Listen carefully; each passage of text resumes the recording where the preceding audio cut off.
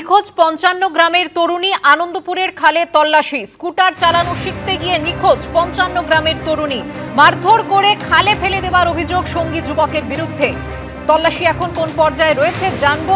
সরাসরি চলে যাব আমাদের প্রতিনিধি আবির দত্তের কাছে। আবির,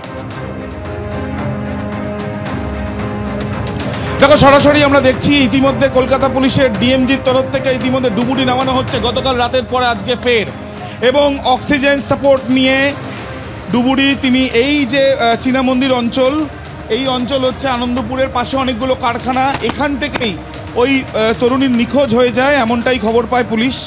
এলাকার বাসিন্দাদের বক্তব্য গতকাল রাত্রিবেলা নেওয়া হয়েছে এবং তার সঙ্গে সঙ্গে গতকাল রাত্রিবেলা অন্ধকারে যে সার্চ অপারেশন সেটাও করা হয়েছে। যেটা জানা যাচ্ছে যে একটি স্কুটার শিখতে স্থানীয় এক যুবকের সঙ্গে তিনি এসেছিলেন, তারপর থেকে যুবকের খোঁজ নেই, তরুণীর খোঁজ নেই। কিন্তু এই বিষয়টা সামনে এলো কী করে যে জলের মধ্যে কেন সার্চ করতে হবে, তার কারণ স্থানীয় বাসিন্দাদের বেশ কিছু বয়ান যেটা সূত্র মারফত জানা যাচ্ছে পুলিশকে জানিয়েছেন, তারা চিৎকারের আওয়াজ পেয়েছেন এবং অনেকে এটাও জানাচ্ছেন যে তরুণীকে কোনো না কোনোভাবে তারা সন্দেহ করছেন যে জলে ফেলে দেওয়া হয়েছে।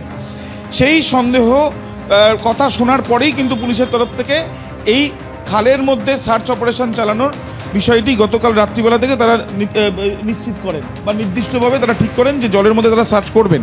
গতকাল রাত্রিবেলা অন্ধকার, তারপরেও সেখানে সার্চ করা হয়েছে কোনো না কোনোভাবে আলোতে, বা যেহেতু কিছুটা সময় গিয়েছে এই সার্চ করলে তারা কি কোনো না কোনোভাবে ভাবে ওই তরুণী কোনো জায়গায় কি আটকে রয়েছে বা এইখানে যথেষ্ট পাক রয়েছে, সেই পাকের মধ্যে কোনোভাবে আটকে রয়েছে, তাকে উদ্ধার করে তার যাতে চিকিৎসা করা যায় সেই ব্যবস্থা করার চেষ্টা চালাবেন পুলিশ আধিকারিকরা।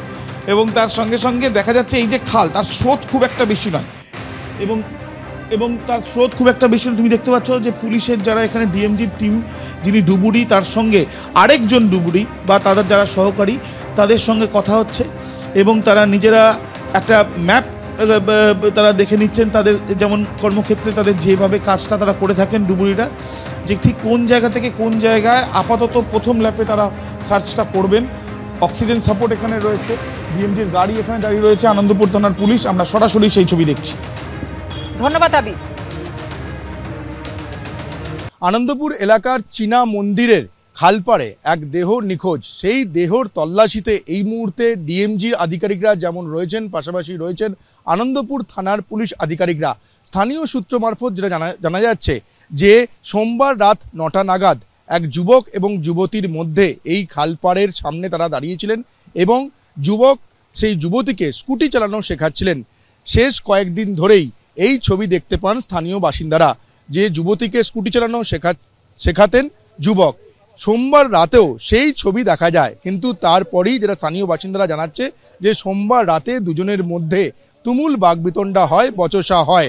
সেই শব্দ শুনে এলাকার বাসিন্দারা এখানে আসেন এই খালপাড়ে, এসে দেখতে পান যে যুবক যুবতী দুজনের মধ্যে মারপিট হচ্ছে, অশান্তি হচ্ছে। তারপরই যুবক মারধর করতে করতে সেই যুবতীকে এই খালের জলে ফেলে দেন। তৎক্ষণাৎ স্থানীয় বাসিন্দারা যখন যুবককে ধরতে যান, যুবক এখান থেকে পালিয়ে যান। যুবক এই মুহূর্তে পলাতক রয়েছেন। তারপরই আনন্দপুর থানায় খবর যায়। এই যেখানে ঘটনাস্থল, এই যে আনন্দপুরের চীনা মন্দির এলাকার এই খালপাড়, এখান থেকে আনন্দপুর থানার দূরত্ব মেরে কেটে 2 কিলোমিটার।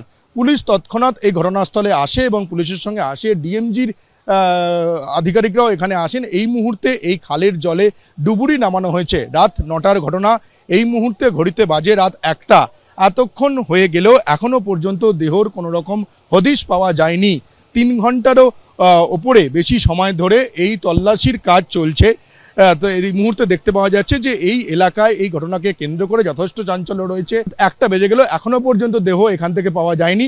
দেহ তল্লাশির কাজ চলছে। ক্যামেরায় প্রবীর দের সঙ্গে সৌমিত্র রায়, রিপোর্ট, এবিপি আনন্দ, কলকাতা।